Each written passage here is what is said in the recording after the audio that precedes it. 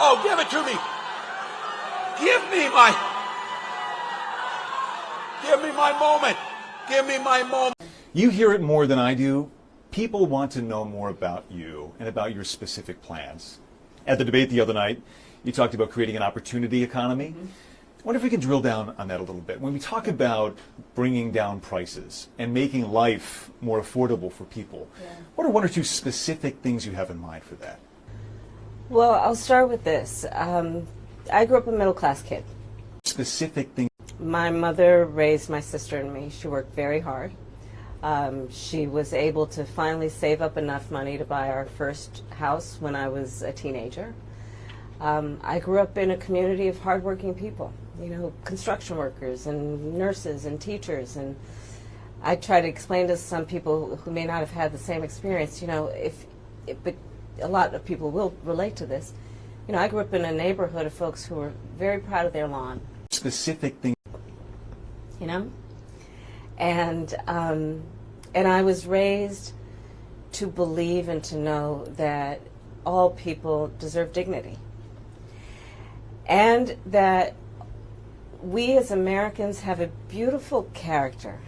You know, we have ambitions and aspirations and dreams, but not everyone necessarily has access to the resources that can help them fuel those dreams and ambitions. But I kind of liked it when she did this. Turn the page. You like that? Okay, so I need you to be with me and practice with me. What are we going to do? We're going to turn the page. Oh, pretty good. Do it again. We're going to turn the page. And we're going to turn the page. All right, so I'm going to be watching you because when I see Wisconsin, and I'm one watching nationally on TV because this is a pretty important place, and Minnesota helped you practice with this. You just show me this. Turn the page, right? Turn the page. And you know what else that looks like? Bye-bye. Bye-bye, Donald Trump. We are turning the page. 52 days and we are turning the page. 52 days and it is bye-bye, Donald Trump. So when I talk about building an opportunity economy, it is very much with the mind of investing in the ambitions and aspirations and the incredible work ethic of the American people and creating opportunity for people, for example, to start a small business.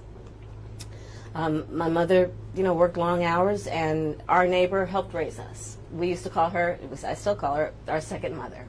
She was a small business owner.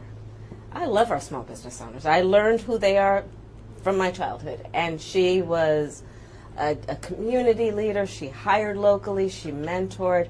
Our small businesses are so much a part of the fabric of our communities, not to mention, really, I think, the backbone of America's economy. Turn the page! Just the community I was raised in and the people that I admired who work hard, you know, and deserve to have, you know, their dreams fulfilled because they're prepared to work for it. You talked at the debate and at previous appearances about turning the page. Turn the page! Yeah. I think some people have a question, given maybe your current role as Vice President of the United States, how different you are from Joe Biden. And so I wonder if there are one or two spots, policy areas or approaches where you would say, I'm a different person. Well, I'm obviously not Joe Biden. And, you know, I offer a new generation of leadership. And so, for example, thinking about developing and creating an opportunity economy where it's about investing in areas that really need a lot of work. Specific things. My approach is about new ideas, new policies that are directed at the current moment. And also, to be very honest with you, my focus is very much in what we need to do over the next 10, 20 years to catch up to the 21st century around, again, capacity, but also challenge it. Turn the page! Crime and public safety are two major issues right at the forefront of voters' minds, in Philadelphia as well, where crime is a significant issue. When we talk about crime, the conversation turns to gun safety as well. And I think you actually probably caught a lot of people off guard, maybe a bit by surprise in the debate the other night when you mentioned that you are a gun owner. I know you said it in 2019 as well. Mm-hmm. I want to talk about your values on this issue. When it comes to gun ownership, where do you draw the line in America on gun ownership and gun use? Well, like you said, Brian, I am a gun owner, and Tim Walz, my running mate, is also a gun owner. We're not taking anybody's guns away. Oh, give it to me. Give me my moment. Give me my moment. I support the Second Amendment, and I support reasonable gun safety laws. You heard what he said in the debate. He has no plan to replace it. He said, concepts of a plan. Oh, you all watched the debate.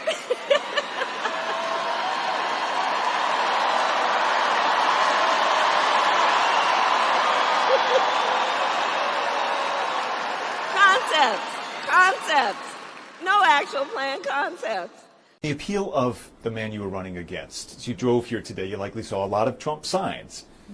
He has an historic appeal in this country. And as you are someone running against him and trying to understand that, I wonder how you distill it.